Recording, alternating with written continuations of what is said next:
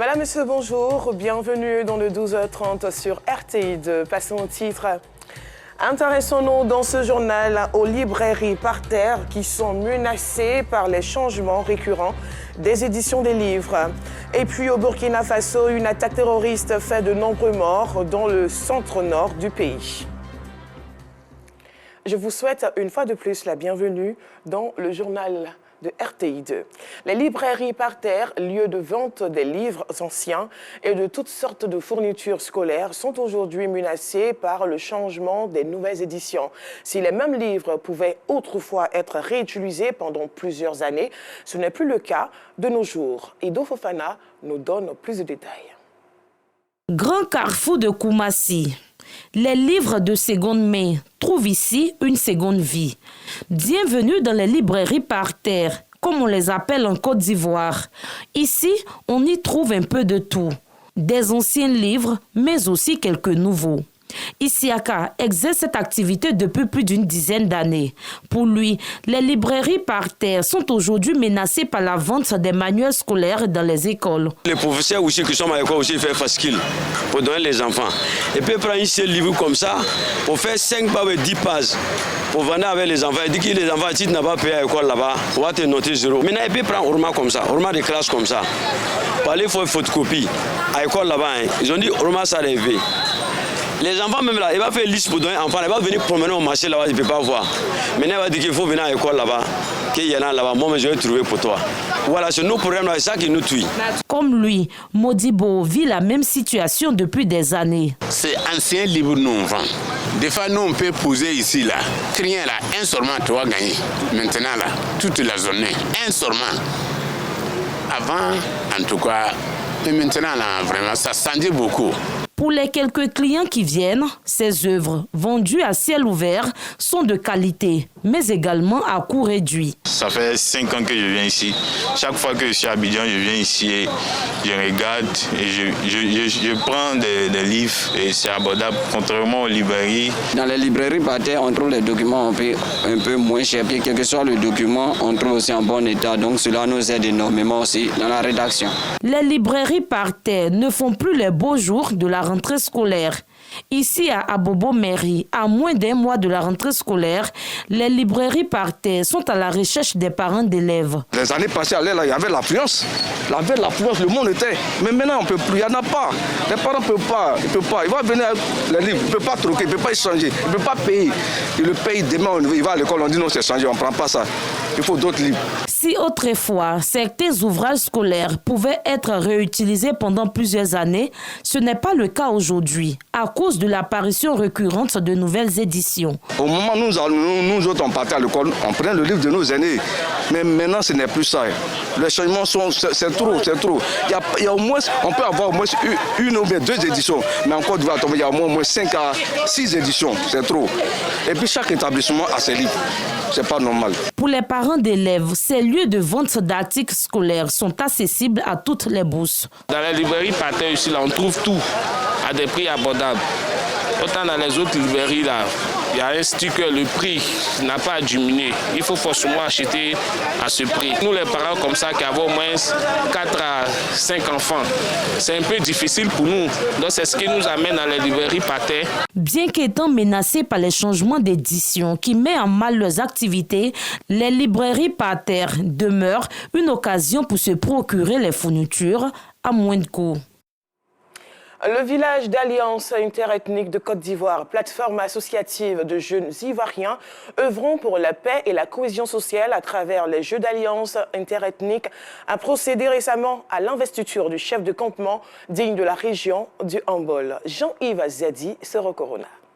1, 2, 3, Koulibaly Léon est intronisé chef du campement digne de la région du Hambol en présence des autorités administratives municipales, de l'ensemble de la chefferie traditionnelle ainsi que la population. Il devient ainsi le représentant légal du mouvement Village d'Alliance interethnique de Côte d'Ivoire dans la région. Occasion pour le représentant de Balthazar Touvoli, chef central de ce village d'Alliance interethnique, de donner les directives de la haute chefferie au chef nouvellement investi afin de mener à bien sa mission. Nous allons bientôt rentrer dans une période très sensible de notre pays, les élections. Il est censé prendre son bâton de pèlerin pour entrer dans tous les villages, pour maintenir la cohésion sociale au nom des alliances interethniques. Une initiative saluée par le parrain et la chefferie traditionnelle du Huambol. On veut tout faire pour que cette cohésion que nos parents ont eue avant puisse demeurer, pour qu'on puisse vivre en harmonie comme dans les années passées avec nos parents, nos grands-parents. Nous, on attendait cet événement-là avec joie.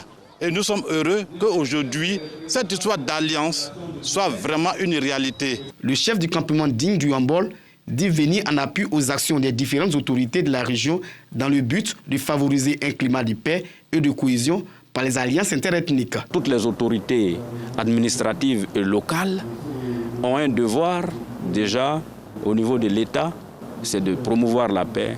Donc nous venons en appoint à ceux-là pour contribuer à donc créer la paix et la cohésion sociale entre les fils et les filles du Huambol. Les représentants de l'autorité administrative et du maire expriment leur gratitude aux initiateurs de ce mouvement et assurent de leur collaboration avec le chef du campement digne de la région.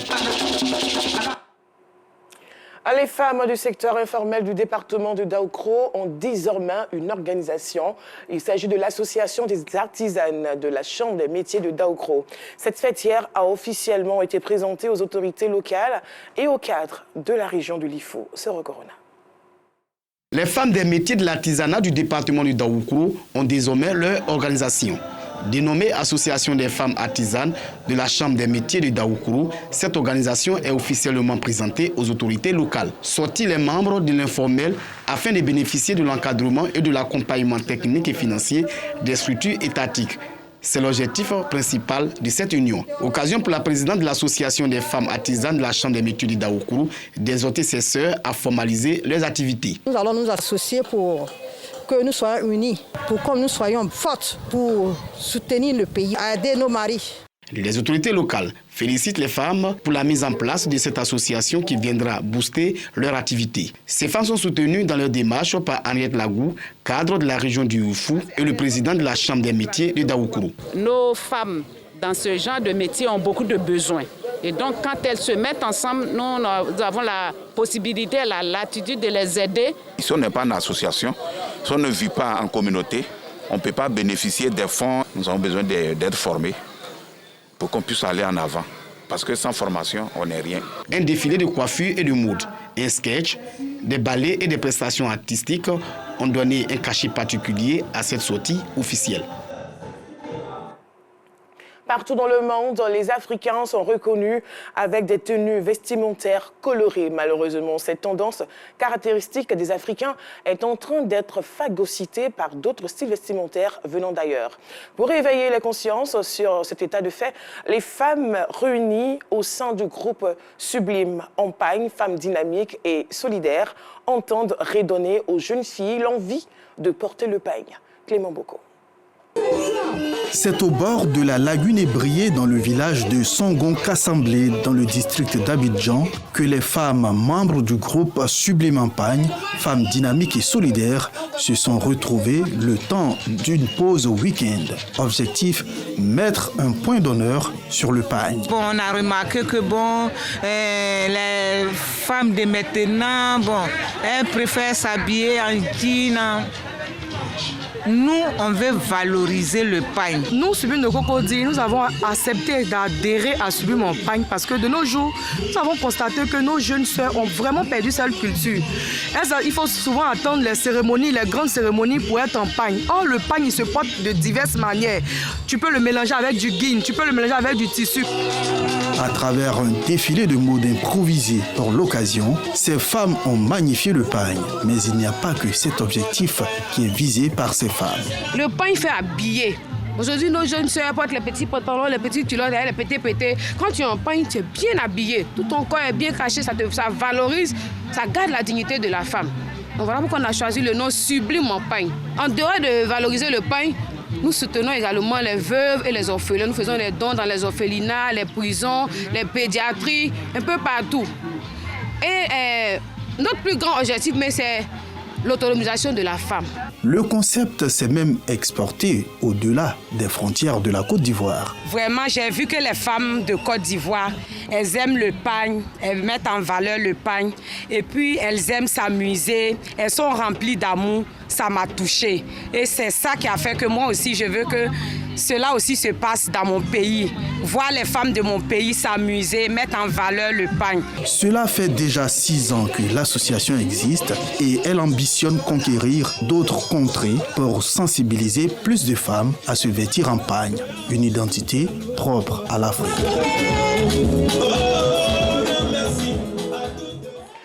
Ce dimanche 25 août, le corps du Christ sera du côté de l'esplanade du Palais de la Culture pour un concert live avec le chanteur chrétien venu du Ghana voisin, Joe Mittel.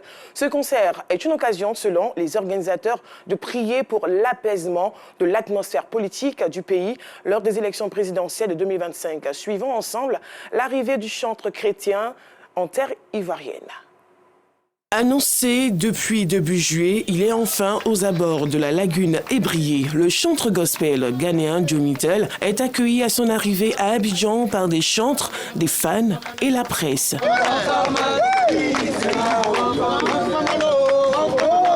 Joe Mittel est en Côte d'Ivoire pour un concert qui se veut une occasion d'intercession pour une élection apaisée en 2025 en Côte d'Ivoire. It's a great place, great people, great atmosphere. Nous rendons grâce à Dieu pour ce temps de bénédiction et nous espérons que le peuple d'Abidjan sera aussi béni de notre présence ici sur cette île. Je crois que chaque fois, Dieu renouvelle ses grâces et ses bontés. Donc je ne peux pas dire ce qui va arriver, mais je crois que Dieu va renouveler encore une fois ses bontés pour tous ceux qui seront là avec nous. Pour l'occasion, c'est l'esplanade du Palais de la Culture de Treichville pouvant contenir plus de 7000 places qui va être transformée en un lieu de culte.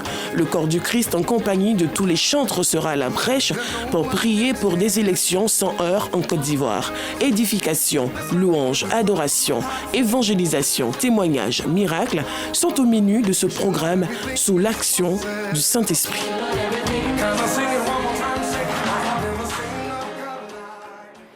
La communauté universelle des monothéismes a animé une conférence de presse avec pour objectif promouvoir une meilleure compréhension des croyances monothéistes et encourager le dialogue entre les différentes communautés religieuses. Ido Fofana, Karine Balima. Rassembler toutes les croyances autour de l'unique Dieu afin de prôner la paix et le vivre ensemble, c'est tout le sens de cette conférence initiée par la communauté universelle des monothéismes. Une communauté qui prône le respect et la souveraineté du Dieu commun et la tolérance religieuse et fraternelle, la justice par la foi fervente et la réconciliation par la reconnaissance des torts et du pardon mutuel. C'est pour faire connaître la communauté universelle des monothéistes aux Ivoiriens et au monde entier. Nous souhaitons que les gens viennent à nous, adhèrent pour une paix sécurisée en Côte d'Ivoire. Le monothéisme est la croyance en un Dieu unique. Son but est de créer l'harmonie de vie entre Dieu et les hommes et entre les hommes et leurs semblables par la religion. Cette conférence nous a apporté un éclairage sur comment, en tant que chrétiens ou musulmans, nous puissions ensemble créer ce qu'on appelle l'arbre de paix et que chacun vienne s'abreuver aux fruits de cette paix. Au cours de cette rencontre, un prix d'excellence du meilleur livre prophétique a été décerné à Mariam Doucouré, auteur du livre « Jésus dans le Coran ». Si on veut vraiment la paix en Côte d'Ivoire, on a besoin de ce genre de choses. Voilà, pour faire comprendre aux gens que c'est la même religion. Et lui-même, il a cité la Sourate 3, verset 84, où on dit la même chose a été apportée à Jésus, à Moïse et au prophète Mohammed Salam. Et le prophète même reconnaît qu'il ne fait pas de distinction entre tous les messagers et tous les livres, que nous, les musulmans, on reconnaît l'évangile. Cette conférence, la première du genre, se veut un facteur de paix et de cohésion sociale. L'actualité, c'est aussi le Burkina Faso. La commune de Barça Logo, située dans la région du centre-nord, à 45 km au nord de la ville de Kaya, a été la cible d'une attaque par des groupes armés terroristes hier samedi, alors que les populations aidaient les forces de défense et de sécurité à creuser des tranchées pour protéger les postes de sécurité. Des hommes armés ont ouvert le feu sur eux, tuant une centaine de personnes. Les autorités dominées par les militaires au Mali ont décidé hier samedi de suspendre la chaîne française d'information LCI pendant 2 mois, après, selon elle, des fausses accusations d'un consultant contre l'armée malienne et ses alliés russes. Et pour terminer, la nouvelle poussée de fièvre au Proche-Orient dans le contexte de la guerre de Gaza. Ce dimanche, aux premières heures, l'armée israélienne a mené des frappes au Liban. Selon Israël, elle ciblait le Hezbollah libanais qui préparait des attaques. Le Hezbollah qui, de son côté, a annoncé avoir tiré une salve de roquettes en riposte à l'assassinat de ses commandants. La situation semble toutefois être rapidement calmée. Voilà, c'est la fin de ce journal. Merci de l'avoir suivi. À très vite.